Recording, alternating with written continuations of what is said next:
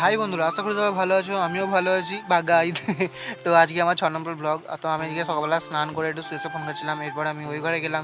তো বৃহস্পতিবার ছিল, আমাদের ওই ঘরে আজকে ঠাকুরকে মালা দিতে হতো, ওই ঘরেও মালা দেয়।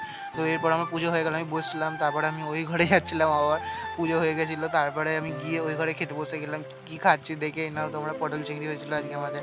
তো তারপরে আমি ওই ঘরে গিয়ে একটু 5টার সময় করে একটু মানে অডিও দিচ্ছিলাম ভিডিওতে, তো এডিট করছিলাম বলতে পারো। তারপরে আমি বেরিয়ে পড়লাম পোস্টার আনতে সাইকেলে করে কোচিংয়ের জন্য, স্যার বলেছিল আনতে, এদিকে আনাও হয়ে গেল।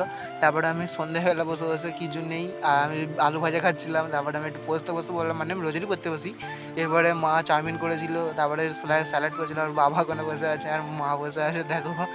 এরপরে আমি খাচ্ছিলাম আর মা দেখছে, বলছে কর কর ভিডিও কর। তারপরে আমার একটা ভাই, আমি দোকানে গেছিলাম তো কাকাও ছিল, মানে দোকানে কাকার ভাই বলছে দাঁড়া আমাকে দেখাওনি, আমাকে দেখাওনি। তো কাকা হাসছিল। এরপর রাত্রি হয়ে গেল, আমি আলু ভাজা রুটি কিনে নিলাম। তো ঠিক আছে, এই ছিল আমার সারাদিন আজকের প্ল্যান। তো টাটা, বাই বাই, দেখা হচ্ছে নেক্সট ব্লগে, বাই বাই।